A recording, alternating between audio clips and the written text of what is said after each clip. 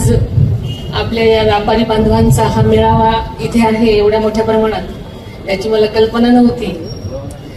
खरं सांगायचं तर दौंड शुगरला श्री विरधळ जगदाळे मला अधूनमधून कुठल्या तरी कार्यक्रमाच्या निमित्तानं बोलवायचे आणि फक्त तेवढाच माझा दौंडचा आणि माझा संपर्क होता. खरं तर दौंड शहराशी माझं फारसं येणं जाणं कधीच नव्हतं. आपली सर्वांची आणि मतदाना माझी ओळख झाली आज पहिलाच.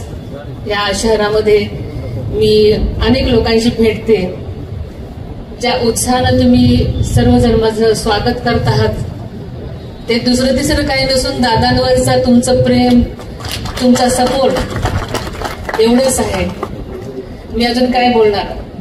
सगळेजण बारामतीचा लहान भाऊ वगैरे बरंच काही बोलतात दौंडसाठी, पण कालच्या इंदापूरच्या दौऱ्यात दादांनी आपल्याला सांगितलंच की दादांच्या विचाराचे खासदार सगळीकडे असतील तर बारामती सारखाच विकास ते करणार आहेत. त्याच्यामुळे तुम्ही समजून घ्यायचं ते समजा.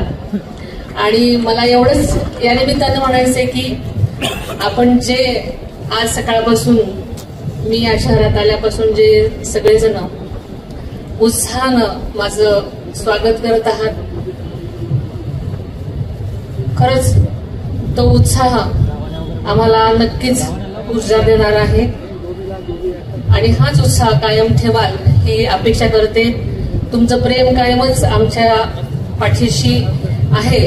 हा सपोर्ट आम्हाला तुम्हाला सगळ्यांनाच हा विकासाचा रथ पुढे नेण्यास मदत करेल. आपण सर्वजण इथे मोठ्या संख्येने उपस्थित झाला.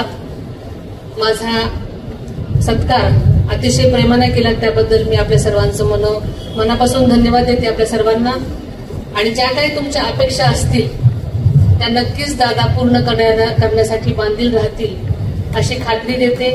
इथेच थांबते. धन्यवाद. एबीपी माझा, उघडा डोळे बघा नीट.